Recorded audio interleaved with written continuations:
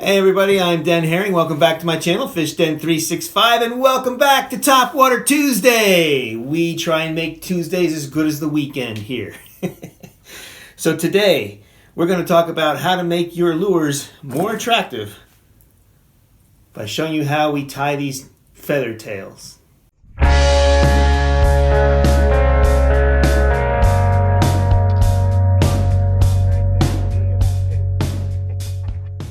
Alright, so doing these feather tails is pretty easy to do. It doesn't take a lot of money and it doesn't take a lot of time. It can be very, very simple, and I'm very pragmatic in my approach. So I like to make it real simple and quick, but it's definitely adds an attraction to your lure. It looks like a tail, and it can really make a difference when you're fishing a top water slow.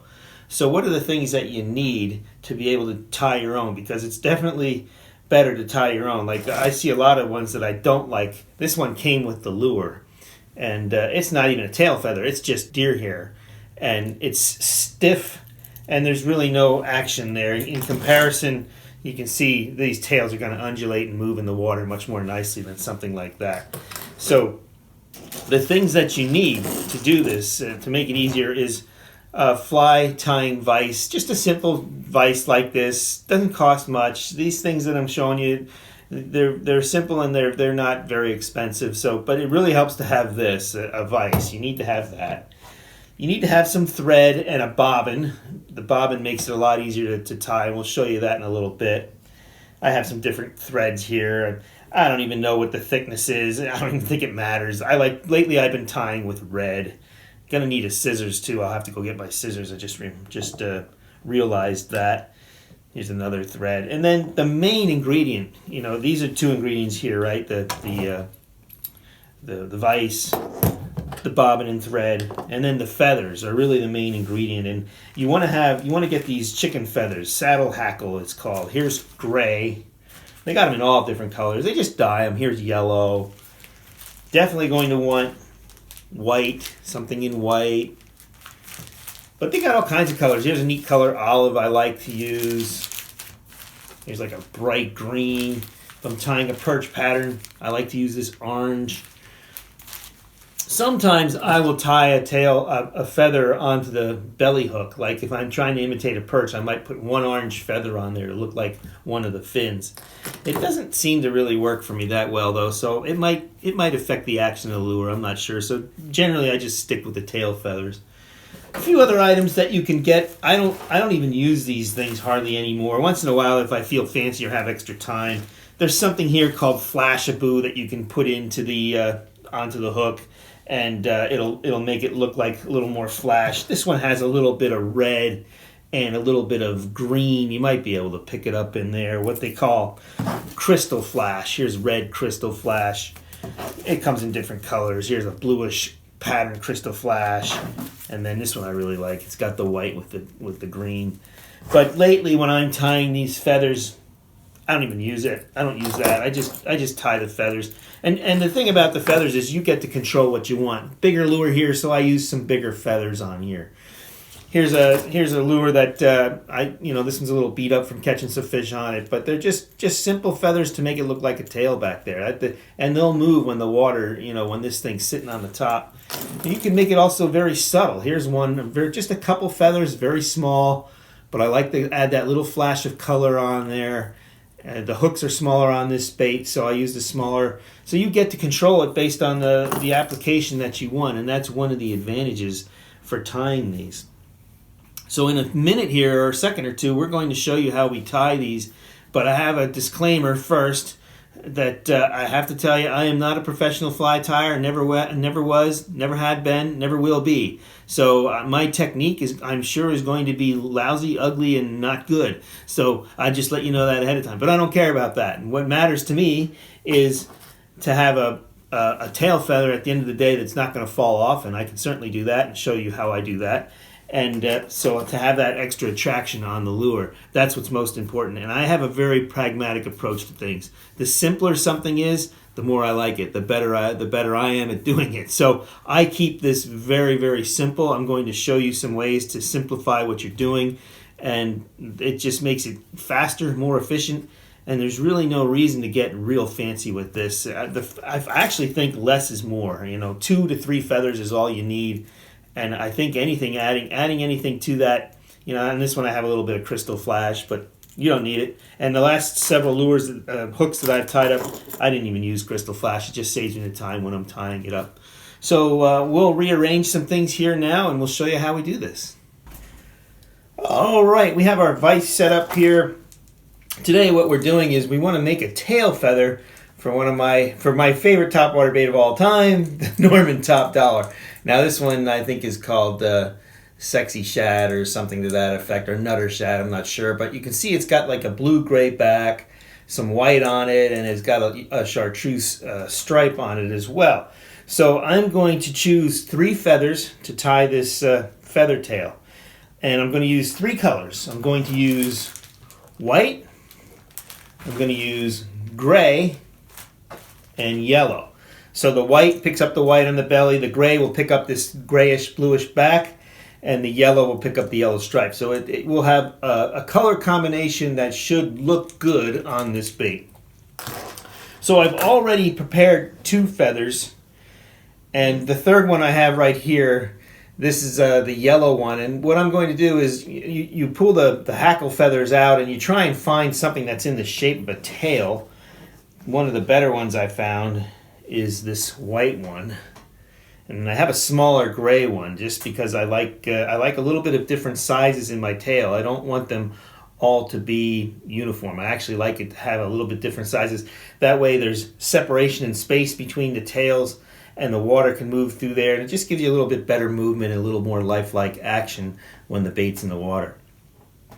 So I'm going to take my scissors, because we're not going to use this whole feather obviously, and just cut about 1.5 inches off the top, and that's what we're going to use. In other words, we're going to be using this guy right here. So I'm going to start with the white. I'll put the white feather on first, but the first thing we want to do is wrap the hook with some thread. So we'll have our bobbin here, and we'll just start to wrap this.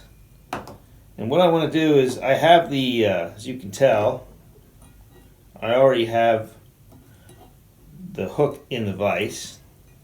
I want to keep these threads even.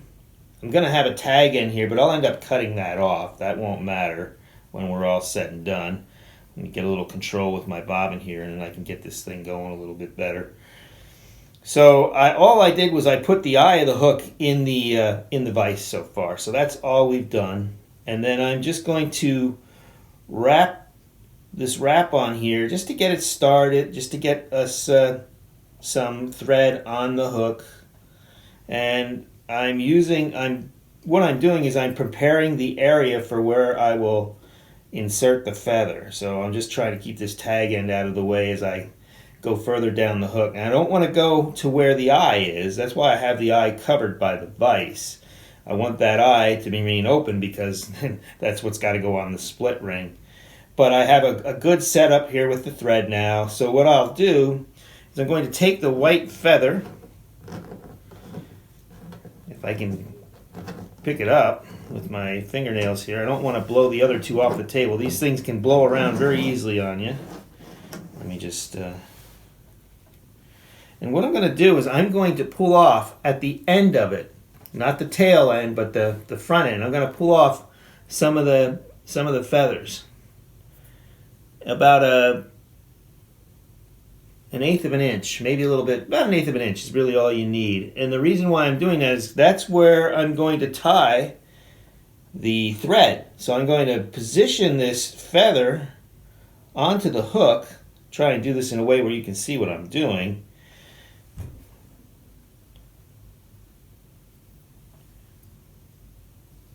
And once I get this down, then I can let go of this and you'll see how it'll end up looking.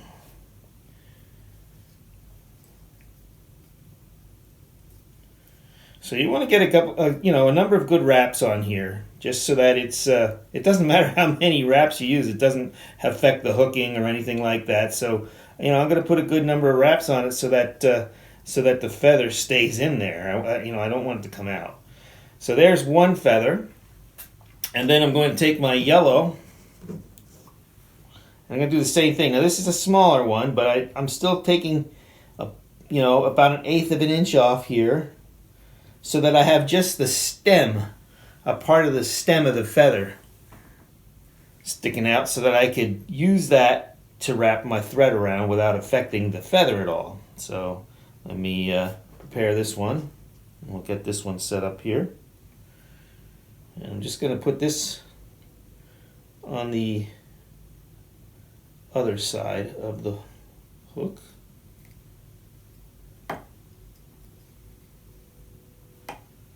This is when it really helps to have a third hand sometimes, but we'll get there. There we go, that's good. We can let that go now and start wrapping this on here. Whoops, we want to keep that tight. It's important to keep the thread as tight as you can when you're wrapping. That's why this bobbin is such a useful tool. And normally I would just take my glasses off. You can see I'm looking over my glasses. That's because I'm nearsighted. So when something is close to me like this, I can see it almost like magnified. I can see really good close up, but I can't see so good far away. So that's why I need my glasses. But I'm actually, in a way, I look at it as a blessing to be nearsighted, because when I need to do something detailed and close up, I can see very well.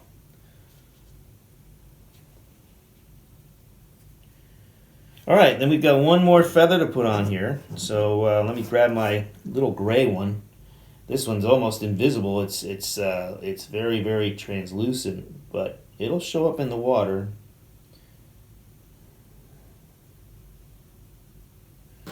Done the same thing. I pulled off some feathers from the stem end, and I'm going to place this carefully on the hook as well. I think I'm going to put it right here. Hopefully it'll stay where I want it. Yeah, that's good. Perfect. All right, that's going to look good when it's all said and done.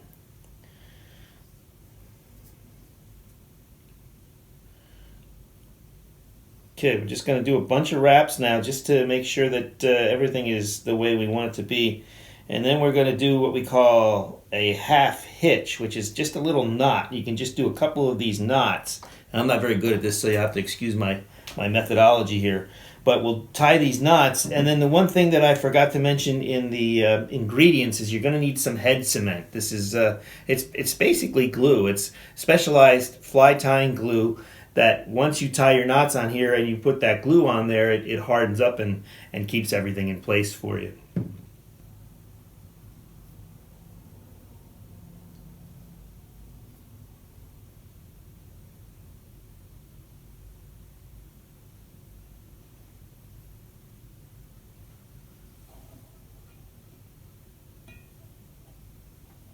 Like I said, I'm not very skilled at doing these hitches.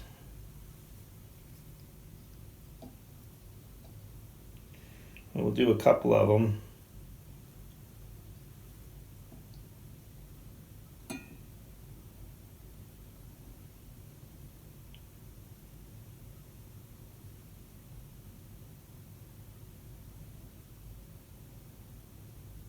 There we do.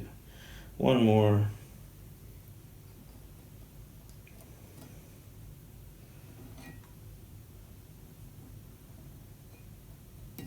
There we go. And then what I'll do is take my head cement. I really prefer to use a toothpick, but I didn't have one at the ready, so I will make this paper clip work for me.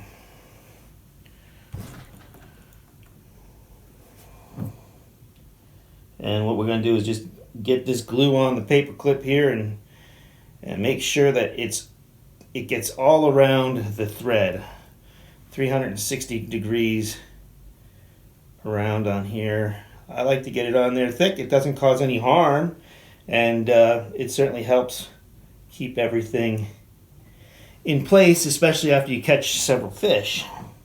You don't want your tails falling off from a fish catch, so the best thing to do is just use a bunch of glue here. I'm going to take my glasses off so I can see what I'm doing. Make sure I have it all around here. That looks pretty good.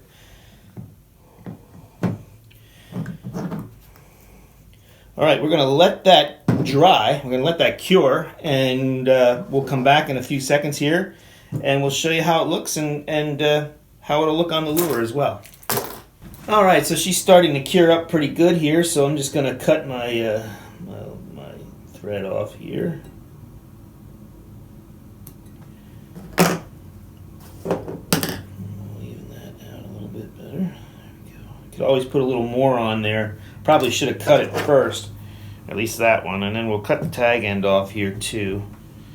I'm going to move this so I can see it a little bit better.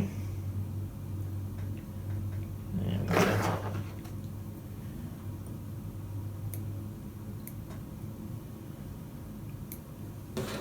Okay.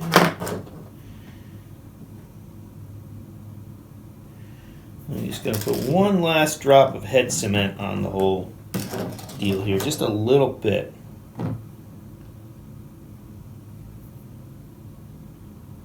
There, just where I did those cuts, because I don't want to create a problem. So there's one other thing you can do if you really wanted to make this more robust, and this is if maybe if you didn't tie a good half hitch, or if your glue, you don't have a lot of confidence in the glue. One thing you can do, I'm going to pull this guy out. Well, the other thing before I go there is, take a look at that, see what you think. You could actually reorient these feathers. In other words, I wish I would have stuck the yellow feather maybe on this side of this hook, but it's easy enough to just take the feather once it's glued up, turn it to the other side, and now I have even more separation between the feathers, so it'll look pretty good in the water this way. Probably want to have it oriented so that the yellow feather is down like that. So I'll see if I can put it on the end of the bait that way in a minute here. Still want to let that head cement dry a little bit more, but basically that's it. It's easy to tie, 3 simple feathers, didn't even use any of the crystal flash, don't need to. I actually think this is better because there's just it looks better in the water from my point of view when I look at it in the water this way. It looks more like a tail of a fish. But one thing you could do is you can take some heat shrink tubing. This is black here. You'd cut it to size. You'd put it over where the thread was, just over the thread. You'd have to cut it, to be about an eighth of an inch. You'd fit it over the hole here on the other side. I'm not going to do it because I'm confident this will hold up well. But you could take, a different color too. You can take red heat shrink tubing, put it over there, and then use a heat gun to shrink the tubing on it. And that'll just keep everything intact. It won't come out that way for sure. You just have to be careful that when you're using your heat gun that you don't burn your feathers. So you can use a piece of cardboard, something like this, to put there to protect the feathers while you heat up the heat shrink tubing. So that's something I've done in the past, but I feel that it's not necessary. As long as I put up enough of that head cement on there and make a couple of half hitches, you're usually good. So that's my tail feather. Let's put it on the bait here. We're going to let it cure for a second or two more, and then we'll stick it on the bait.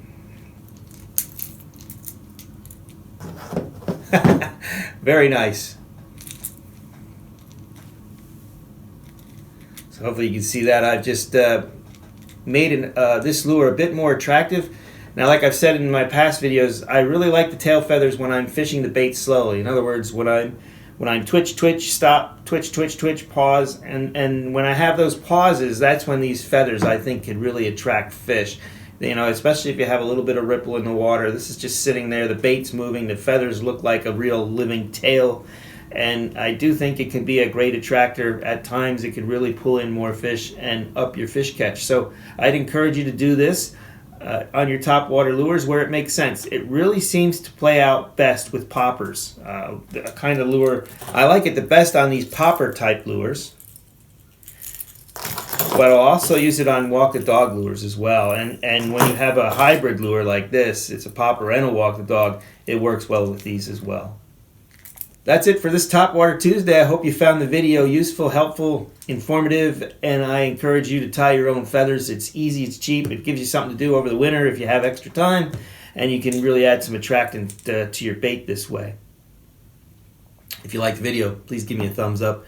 Don't forget, subscribe to the channel if you haven't subscribed already. Tell your friends about me, share the video, comment. Always willing to. I love getting the comments from all of my viewers. Very appreciative of you guys watching the videos and commenting back and forth. This is how we learn. I feel I have my own fishing community that I have here. I'm very appreciative of that. I love it, and I thank you for your comments. I thank you for watching the videos. Looking forward to getting back out on the water. Hope to see you out there. Be safe, and as always, may God bless your fishing endeavors.